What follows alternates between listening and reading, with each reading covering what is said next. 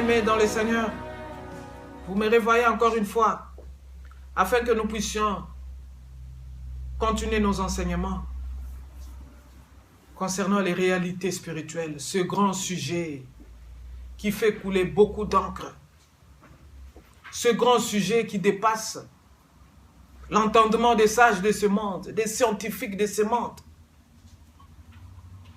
qui doivent savoir que la main de Dieu est derrière tout ce que la plupart des hommes font concernant l'évolution de toutes choses. Car toute la terre ne peut le contenir. Vous verrez que dans cette série parallèle que nous sommes en train de renforcer la compréhension, beaucoup seront d'accord avec moi pour conclure que réellement la nature nous enseigne beaucoup de choses. Ils vont comprendre qu'ils ont intérêt à tourner leurs yeux pour observer. Observer, c'est regarder attentivement quelque chose.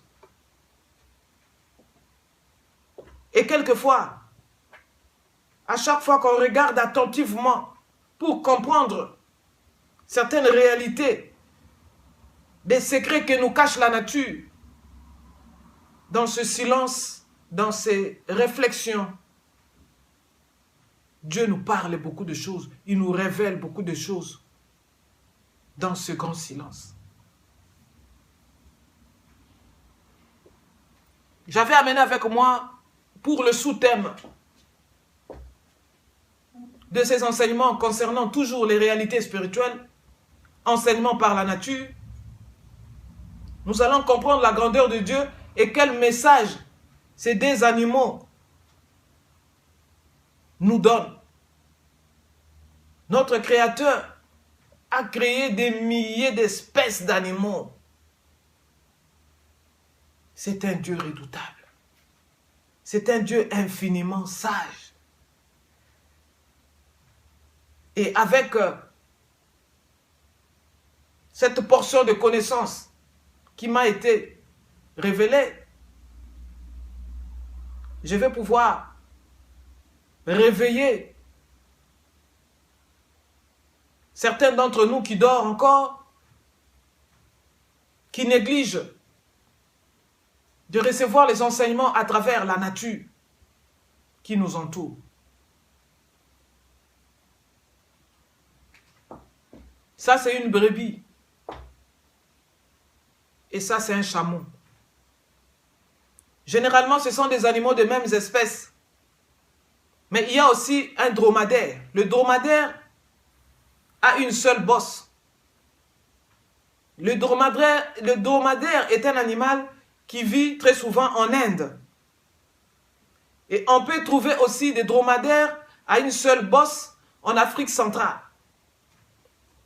Mais quitte au dromadaire, mais quitte au chameau, à deux bosses, on le retrouve souvent en Asie, dans la plupart des pays asiatiques.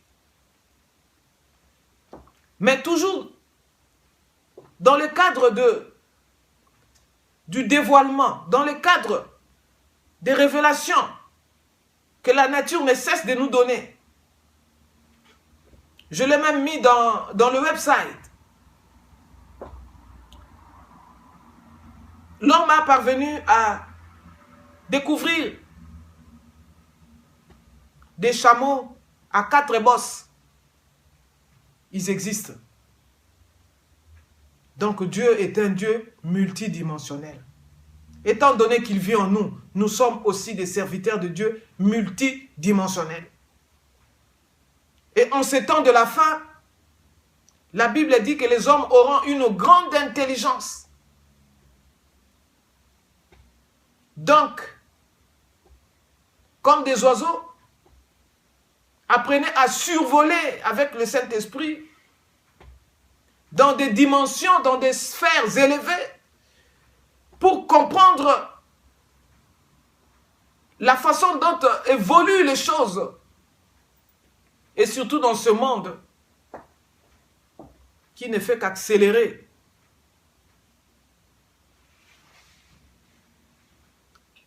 Les vitesses dans plusieurs domaines. Il s'appelle un chameau. Et vous aurez des enseignements sur ces deux animaux. Je parlais tout à l'heure des symboles. Ce chameau peut symboliser une personne. Il peut avoir des caractéristiques nous concernant. Pourquoi nous appelle-t-on des brebis? Nous, les disciples de Jésus-Christ. Et pourtant, une brebis est un animal. Nous ne sommes pas des animaux. Nous sommes faits à l'image de Dieu. Nous le ressemblons. C'est pour dire que tournez vos yeux vers l'enseignement par la nature. Et ça pourra vous aider à comprendre beaucoup de choses autour de vous, à comprendre les comportements des hommes rusés, vipères, des hommes cobras. Exactement, ils se comportent comme les cobras. Ils sont très rapides dans la projection du venin, même à distance.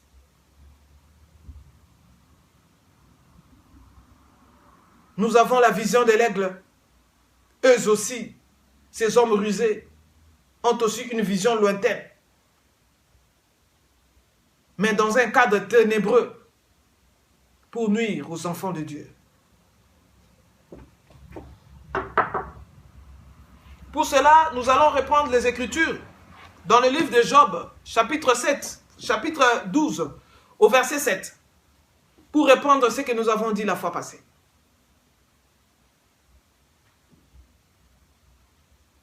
Concernant la conversation de Job avec son contemporain,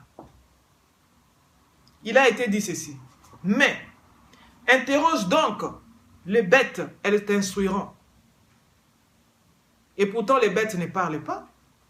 Mais en les observant, on peut avoir beaucoup de réponses concernant nos vies.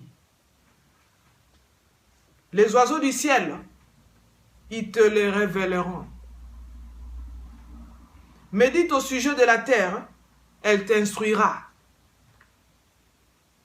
La méditation.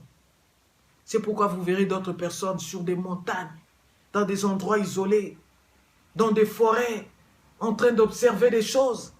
Ils sont curieux. Je ne les condamne pas. Ils ont compris que la nature nous enseigne. Médite au sujet de la terre, elle t'instruira. Et les poissons de la mer te les raconteront. Qui ne reconnaît chez eux, la preuve que la main de l'Éternel a fait tout cela? Qui ne connaît pas que la main de l'Éternel a créé tout ce qui nous entoure? Qui ne le sait pas? Mais pourtant, il y a certaines personnes qui se prennent pour des dieux. Ce ne sont que des illusions.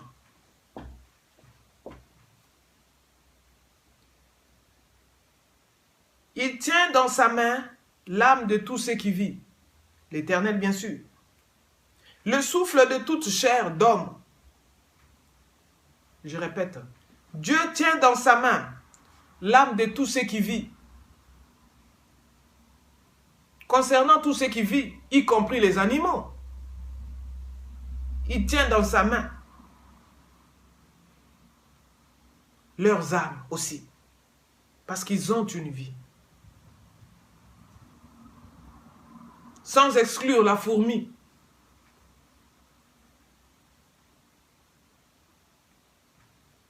Je vais continuer. Le souffle de toute chair d'homme.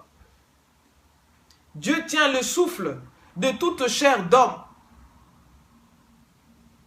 L'oreille ne discerne-t-elle pas les propos? Comme le palais goûte la nourriture. Chez les vieillards se trouve la sagesse. Et dans une longue vie, l'intelligence.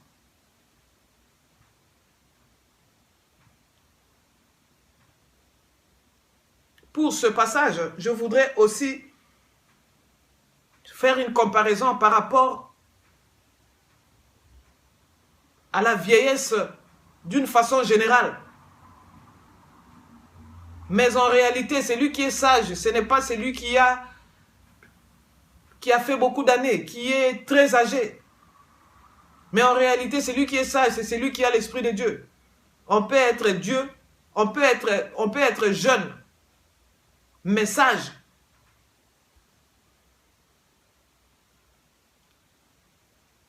Ce qui fait que, étant donné que celui qui est source de sagesse est en nous, malgré notre jeune âge, nous sommes appelés vieillards, remplis de sagesse.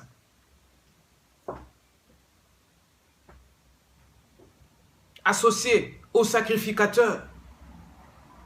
C'est comme ça que nous pouvons comprendre petit à petit le langage de la Bible dont on a parlé tout à l'heure. Mais il est vrai que certains aussi qui ont longtemps vécu sur cette terre sans esprit de Dieu sont arrivés à observer beaucoup de choses par expérience. Ils ont aussi une sagesse de leur manière.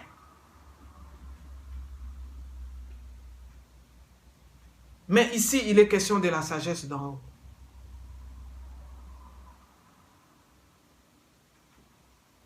Cette sagesse qui dépasse toute intelligence. Nous allons continuer. En Dieu réside la sagesse et la puissance. À lui le conseil et l'intelligence. S'il détruit, on ne peut rebâtir. S'il enferme un homme, on ne peut ouvrir. S'il retient les eaux, tout se dessèche. S'il les lâche, elles bouleversent la terre. Vous êtes en train de bouleverser la terre. Vous les prédicateurs, vous les chantres, qui vous levez en ces temps-ci précis, où Dieu est en train de changer après 50 ans un système sanguinaire. Vous allez bouleverser la terre par les eaux qui sortiront de votre bouche. Ces eaux vont bouleverser l'intelligence des scientifiques dans des universités. Ils ne comprendront pas ce mystère caché à nos contemporains de l'époque, mais révélé à nous, les hommes d'aujourd'hui. Beaucoup de nos contemporains ont souhaité voir, expérimenter les choses que nous expérimentons. Aujourd'hui, il leur a été caché, voilé, scellé. Mais nous sommes en train de les expérimenter. La terre sera bouleversée.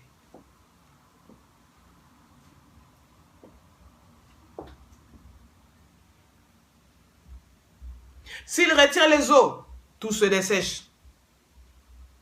Malheur aux églises locales qui sont dépourvues d'eau. Dieu a déposé l'onction sur la tête d'Aaron. Cette onction est descendue sur sa barbe. Et jusque sur le pan de ses vêtements.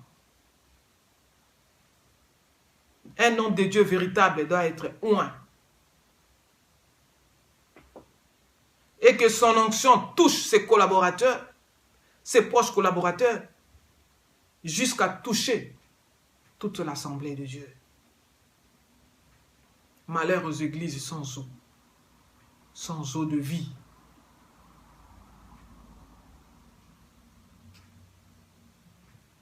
Et si vous vous sentez concerné par ces choses, répondez-vous, de sorte que Dieu ne dessèche pas l'eau dans vos églises locales. Car l'eau est source de vie. Sans une parole accompagnée de puissance, c'est la lettre. C'est la lettre qui tue.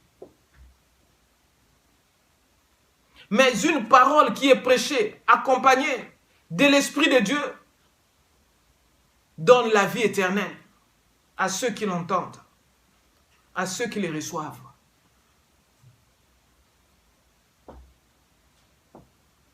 S'il est lâche, elle bouleverse la terre. Je vous prie, Éternel, de lâcher ces eaux. Et vous m'avez montré en vision ce déchaînement d'eau.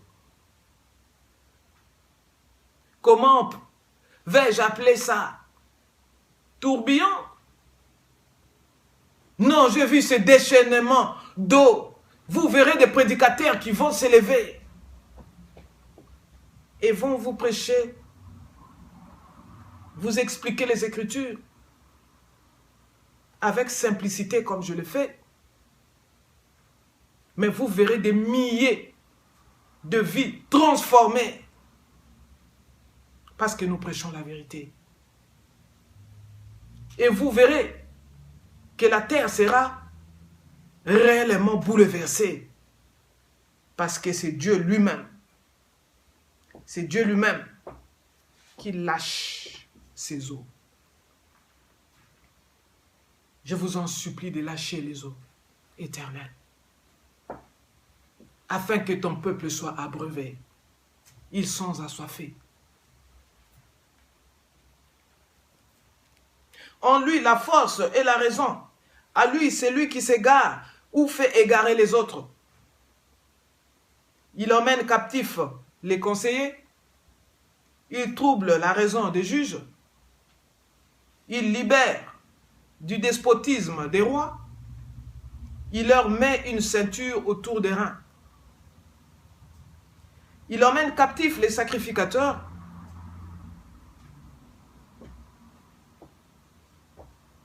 Il emmène captifs les sacrificateurs. Il renverse les autorités les plus stables. On en a parlé dernièrement. Vous êtes en train d'être renversé comme un château de cartes. Ne vous confiez pas à ce semblant de stabilité lié à votre autorité. Mais par contre, dans les enseignements d'aujourd'hui, cet animal va vous enseigner. C'est un animal qui sait se prosterner, s'allongeant le long de son ventre.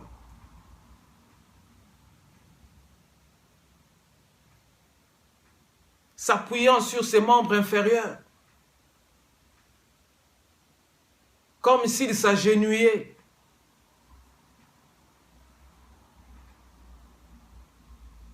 Il renferme beaucoup d'enseignements. Et vous connaîtrez le rôle de ces bosses. Qu'est-ce qu'il y a dans ces bosses? La plupart des gens ne savent pas. Qu'est-ce qui est caché dans ces bosses? Vous allez les apprendre tout à l'heure. Je vais continuer la lecture. L'Église doit apprendre à faire la lecture. C'est pourquoi ces derniers temps, je lis beaucoup les Écritures. Afin que nous ne puissions pas continuer à prendre des versets bibliques à la volée. Mais que nous puissions avoir l'idée de tout un chapitre. De sorte que la parole de Dieu, qui n'a jamais eu d'erreur, qui ne se contredit pas. Sois compris.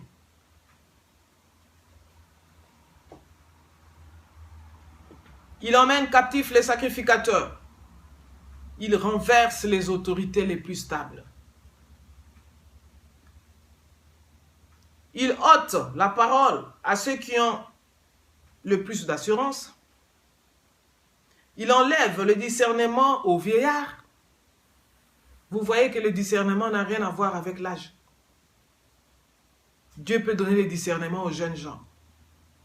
C'est pourquoi je vous mets en garde, vous qui me méprisez, soi-disant que c'est une jeune sœur, c'est une petite fille, c'est une petite...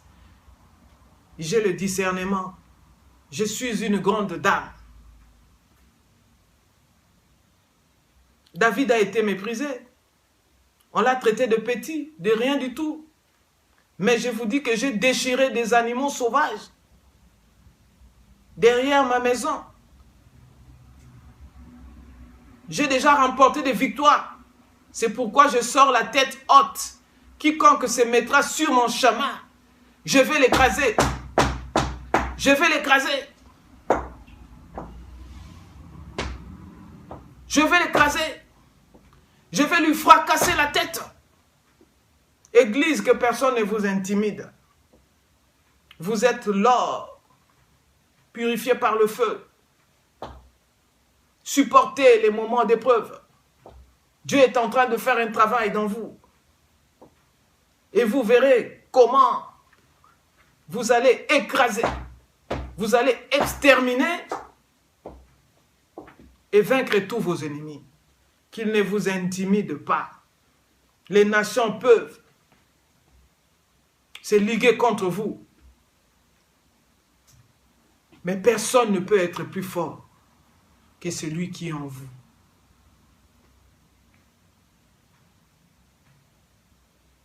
Je vais continuer.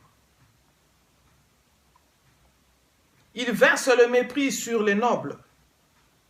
Il relâche le ceinturon des forts.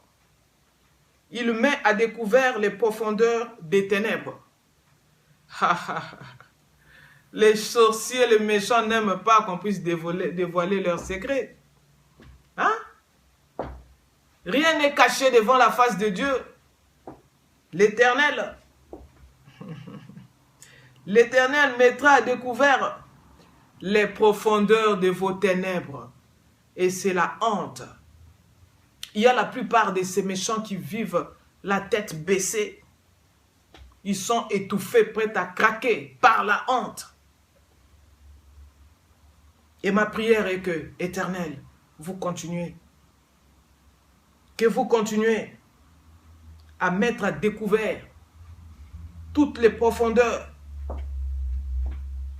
de ces satanistes des ténèbres, tant qu'ils refusent de se repentir. Il amène à la lumière l'ombre de la mort. Il donne de l'accroissement aux nations et il les fait périr. Oh, que l'Éternel donne de l'accroissement à ce pays, la Finlande. Qu'il donne de l'accroissement à mon pays de naissance, la République démocratique du Congo. Vous, Congolais, mes frères et sœurs, apprenez à craindre l'Éternel. La prochaine fois, votez, choisissez les dirigeants de ces pays, des personnes spirituelles. Ça, c'est la première condition. Pour être élu, votez dans les institutions du pays, à la présidence, au parlement, dans le gouvernement.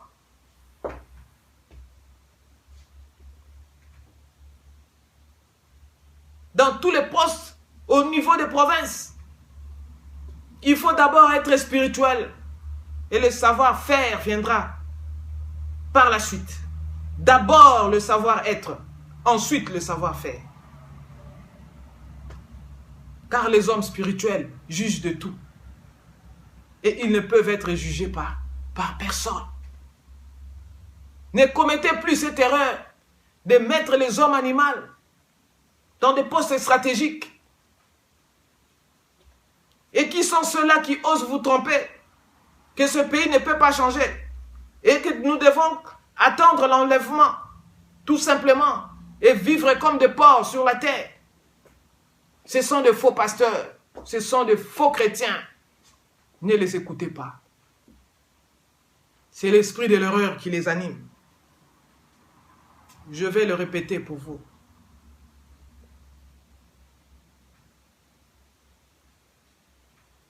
Il donne de l'accroissement aux nations et il les fait périr. Dieu a la capacité de donner de l'accroissement à une nation et de faire périr aussi des personnes dans ces mêmes nations. Combien de personnes ont péri sans pour autant accomplir leur destinée dans ce pays où vous êtes? Vous le savez aussi bien que moi. Pourquoi est-ce que vous périssez? Faute de connaissances. Prochainement, n'osez pas voter ces personnes. Nous contrôlons toutes choses à la diaspora. On se connaît ici, à l'extérieur du pays, et quiconque veut postuler au pays doit avoir une bonne réputation. Nous devons savoir la réputation de sa foi. Sinon, vous allez encore grincer les dents et vivre encore un calvaire pendant 50 ans encore. C'est pourquoi ce vocable qu'on appelle Renaissance est le bienvenu au Congo, mais qui sont en train de gérer tout cela. Et par rapport à ça, il y a des programmes que nous allons faire. Et nous descendrons au pays pour faire appliquer ce programme. Et ensuite, le Seigneur va susciter beaucoup des hommes riches dans ce pays. Vous verrez des millionnaires par-ci, par-là. Et vous ne devez pas jouer avec cet argent. Cet argent, c'est pour l'intérêt communautaire. C'est pour partager avec les nécessiteux. C'est pour travailler en collaboration la main dans la main. Et redorer l'image de ce pays. Et de remettre le règne de notre Seigneur au cœur même des institutions.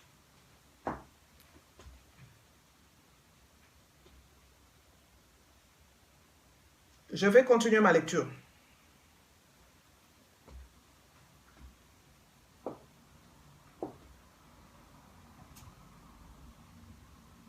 Les seigneurs, il étend au loin les nations et les ramène. Il enlève l'intelligence aux chefs des peuples. Il les fait errer dans les déserts sans chemin. Il y a certains chefs des peuples qui sont allés s'introduire dans des trous. Pourquoi? L'Éternel leur a barré le chemin. C'est lui qui fait tout ça. Et tâtonner dans les ténèbres sans lumière, il les fait errer et comme des gens ivres. Oui, mon œil a vu tout cela, mon oreille l'a entendu et l'a compris. Cette lecture est très importante. Vous comprendrez que c'est très important les lectures que je fais.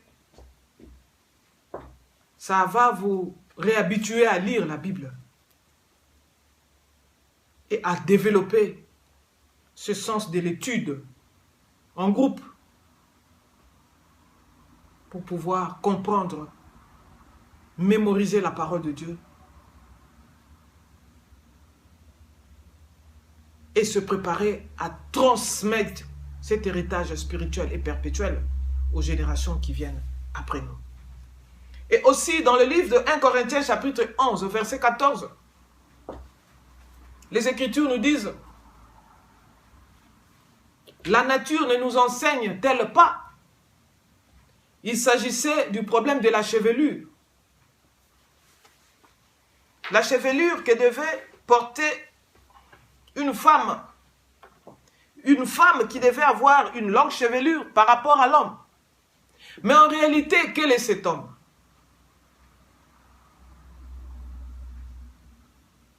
Qui donne la sémence? C'est Christ. En réalité, les hommes qui me regardent, vous êtes des femmes qui devaient porter des longues chevelures. Nous avons parlé de la compréhension de la parole de Dieu. Nous avons parlé des codes, des clés, du langage de Dieu dans la Bible. Nous donnons l'interprétation de toutes ces choses. Mais la plupart des prédicateurs autoproclamés qui sont dans la lettre interprètent faussement la Bible. Et cela contribue à la fragilisation de l'Église. Et quand la Bible nous dit que les femmes sont une grande armée, il ne suffit pas seulement de ces femmes féminines, non. Il suffit des hommes en général. Nous sommes des femmes. C'est pourquoi vous verrez que dans la définition de la brebis, vous verrez que la brebis, cette brebis que je tiens, c'est la femelle du mouton. Toi, pasteur qui m'écoute, homme masculin, tu es appelé brebis par rapport au Seigneur. Tu es une femelle qui doit recevoir la sémence de la parole de Dieu afin de fructifier des fruits. Que les gens mangent ces fruits. Que les gens se réjouissent de ce qui sort de vous. Toute cette bonté qui doit sortir de vous. Car l'homme spirituel ne pêche plus.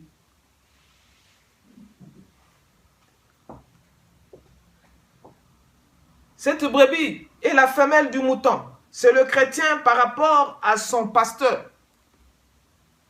Mais tous, nous ne sommes pas pasteurs.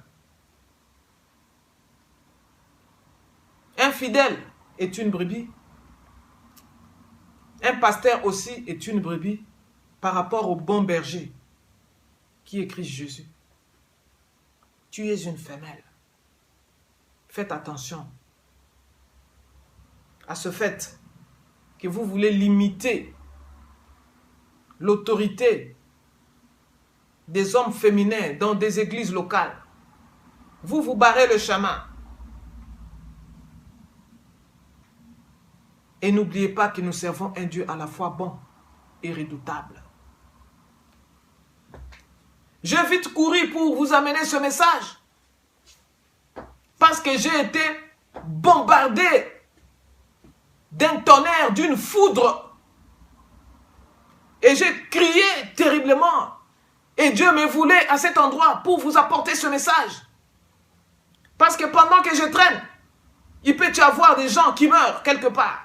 Pendant que je traîne, il y a des gens qui attendent ce message afin de se convertir, afin de se repentir. C'est pourquoi j'ai vite couru pour venir vous apporter ce message. C'est une façon de vous remettre sur le bon chemin. La Bible déclare dans 2 Timothée 3,16 que toute écriture est inspirée de Dieu, est utile pour enseigner, répandre. Nous vous reprenons, corriger les erreurs et instruire dans la justice. Nous sommes en train d'insister, nous sommes en train de vous répandre là où vous aviez dévié. C'est pourquoi prenez ces enseignements à cœur. Ça pourra changer beaucoup de choses dans la compréhension de ces Écritures. Ce livre est un livre codé. Ce n'est pas un journal. Il ne ressemble pas aux autres livres disséminés par-ci par-là dans ce monde. Mais c'est un livre qui cache beaucoup de mystères.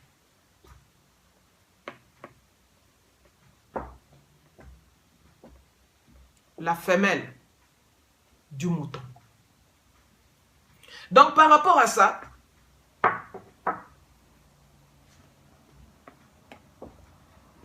je voudrais insister le fait que cette brebis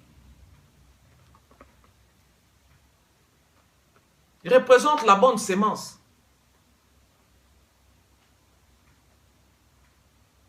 Qui est opposée au bouc. C'est aussi par rapport au symbole des animaux. Le bouc est un animal qui est séparé des brebis. Pourquoi? Sa destination, c'est l'enfer.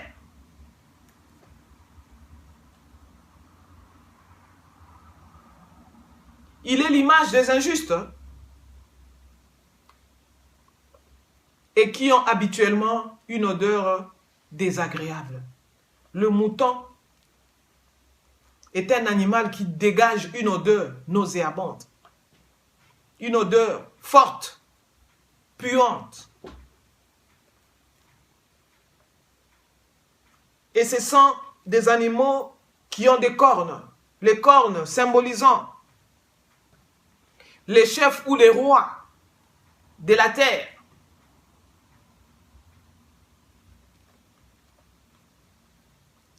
Vous les verrez avec certains signes. Il y a des personnes avec des cornes. Vous pensez qu'ils les ont mis par hasard. Non, c'est l'esprit qui les anime, symbolisé par ces cornes. Une corne est quelque chose de normal que Dieu a créé. Mais ce sont des objets qu'ils utilisent pour représenter l'esprit qui les anime, l'esprit de l'erreur. Oui, les enfants de Dieu, on les reconnaîtra à leur fruit. Oui, mais ils font aussi beaucoup de choses. Dernièrement, il y a un de mes bien-aimés qui a parlé des signes. Il est vrai qu'ils font certains signes à travers leurs doigts. Ce n'est pas pour rien qu'ils font ces signes. En tant qu'un enfant de Dieu averti, il faut tenir compte de tout cela. Connaître leurs pentacles, leurs signes. Ils se font des clins d'œil. Ils ne peuvent être plus intelligents que nous. Nous sommes plus intelligents qu'eux. S'ils veulent douter de la puissance que Dieu nous a revêtue, qui se présente au-devant de nous, et ils comprendront que le Dieu que nous servons fera d'eux un exemple proverbial. Il rendra leur chemin obscur et glissant. Car les méchants sont toujours étrangers. Ils fuiront le pays, même si personne ne les poursuit. Ils fuiront le pays par la brèche de la muraille. La Bible nous dit dans Ecclésiaste 8:8 que l'homme n'est pas maître de son souffle pour le retenir. Et il n'a aucune puissance pour les jours de la mort. Il n'y a pas de combat. Il n'y a pas de délivrance pour ce combat. Et la méchanceté ne peut sauver le méchant. Ce sont des réalités concernant les choses insolubles de cette terre. J'ai refusé de parler pour impressionner les gens. Mais je parle doucement. Je refuse d'avaler les mots français pour permettre à toute personne de bien suivre mon articulation. Afin que la plupart de vies liées par l'ennemi soient réellement libres.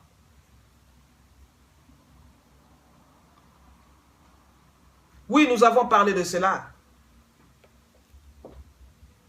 Une odeur désagréable, le bouc, semblable à l'homme riche qui était rempli de biens dans ce monde.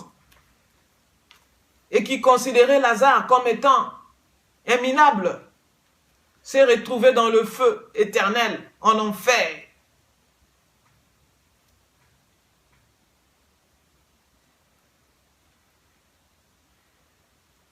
Avec une gorge desséchée. C'était trop tard pour lui. C'est pourquoi le peu de temps que Dieu vous donne sur la terre, songez à votre repentance, à renoncer aux mauvaises voies. Oui, contrairement à l'agneau. Je prends l'exemple de l'agneau pascal, qui est notre Seigneur Jésus-Christ. C'est un type de Christ. L'agneau est le petit de la brebis. Pourquoi Dieu s'était-il choisi d'appeler son fils unique agneau, qui est encore un petit de la brebis? Dieu marche avec les petits de ce monde. L'agneau a le caractère d'un enfant. Bien qu'étant grand,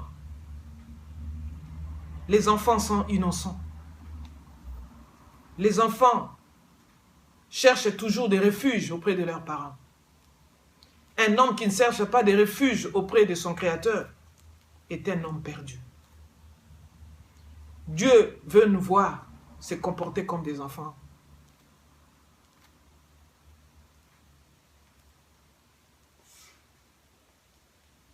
L'agneau est doux de caractère et paisible. C'est la paix que nous recherchons. Nous fouillons d'autres milieux problématiques parce que nous voulons la paix. Et pas la paix qui nous donne ce monde, la paix qui nous vient d'en haut. Une paix que ce monde ne peut nous donner. Le Seigneur nous l'a donnée. Et cette brebis a beaucoup de fourrure. C'est un animal velu. Et à travers cette fourrure, nous nous fabriquons des vêtements. Dieu ne veut pas nous voir nus, aveugles et pauvres. Il nous recommande dans le livre d'Apocalypse d'acheter l'or purifié par le feu, afin que nous devenions riches, que nous devenions riches. Il veut que nous voyions spirituellement, que nous puissions voir dans l'esprit. Ensuite, il veut que nous portions. Il veut que nous portions des vêtements blancs.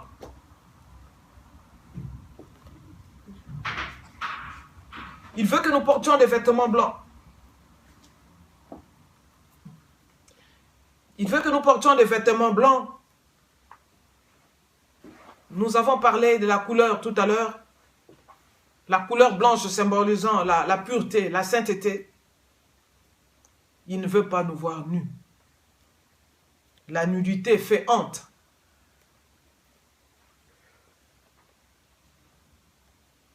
L'agneau a besoin d'un berger. Sans un berger, c'est un animal qui se perd toujours. Même en troupeau, ils se perdent.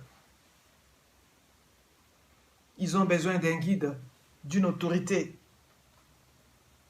pour préserver leur vie. C'est un animal inoffensif.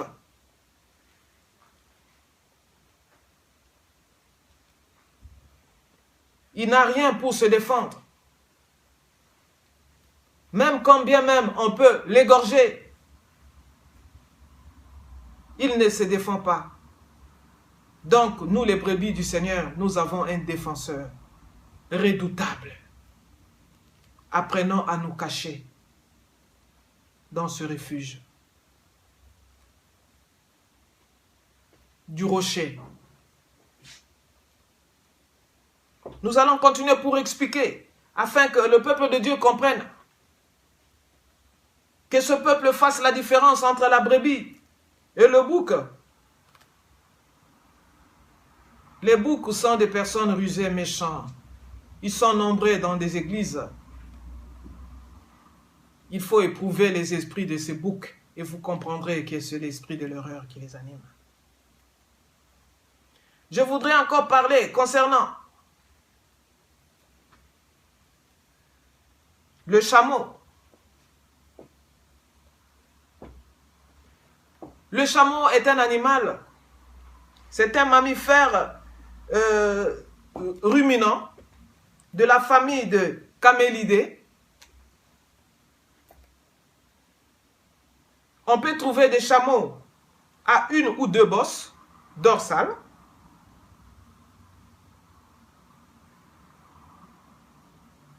Grasseuses. Beaucoup de gens se posent les questions de savoir qu'est-ce qu'il y a dans les bosses des chameaux. Qu'est-ce qu'il y a dans les bosses? Il y a une quantité de graisse qui est stockée sous forme d'énergie dans ces bosses afin de régénérer à chaque fois l'animal. Parce que c'est un animal qui vit dans des déserts arides, dans la plupart des pays chauds. C'est un animal très résistant dans les déserts. Un animal qui se couche. La position ventrale, il se couche sur son ventre. Une position qu'on appelle baraque, pour votre information.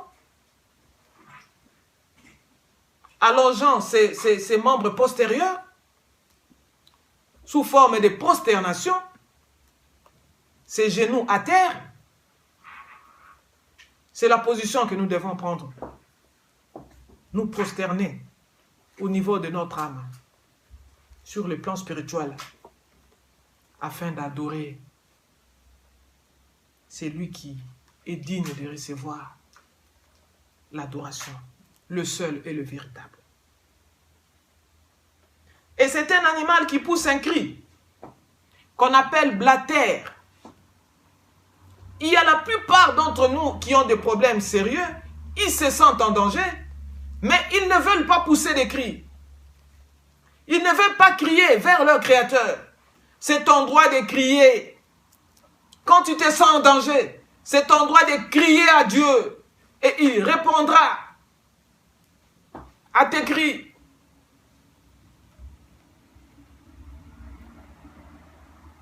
Oui, ce sont des animaux de même espèce.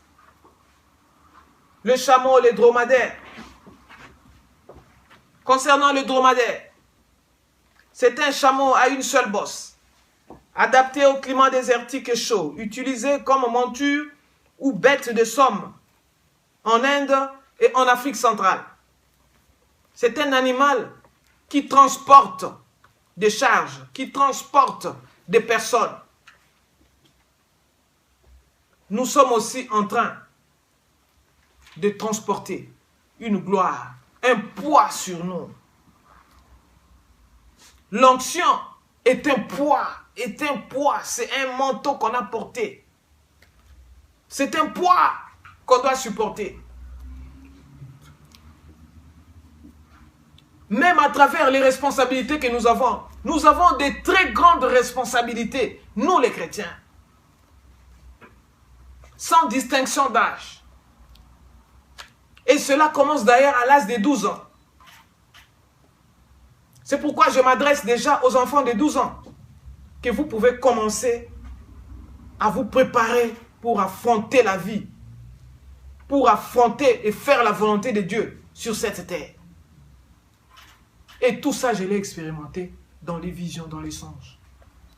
J'ai des documents et des documents comme ça à la maison. Comme Moïse écrivait tout ce que Dieu lui réveillait, je fais de même. Nous avons des livres à écrire. Nous avons beaucoup de choses sur base de tout ce que Dieu nous a appris. C'est pourquoi je viens aussi t'annoncer cette bonne nouvelle. Commence par intercéder pour les autres. Commence par faire toutes sortes de prières pour ta propre vie. de telle sorte que Dieu aussi commence à se révéler à toi, afin que tu aies aussi une connaissance qui te permettra de savoir la volonté de Dieu pour toi sur cette terre, de sorte que nous puissions lui rendre compte de toute cette grâce si diverse qu'il nous a donnée. Cela est très important. Ce sont des animaux qui traversent des kilomètres et des kilomètres dans des pays désertiques, transportant du poids. Ce qui fait que dans ces bosses, nous retrouvons des graisses. Ces graisses peuvent symboliser l'onction que nous portons aussi. Nous devons avoir des réserves spirituelles en nous. Nous devons être fondés dans les Écritures. Nous devons conserver notre lampe allumée et avoir l'huile. C'est graisse, c'est l'huile, c'est l'onction. De sorte que quand il viendra,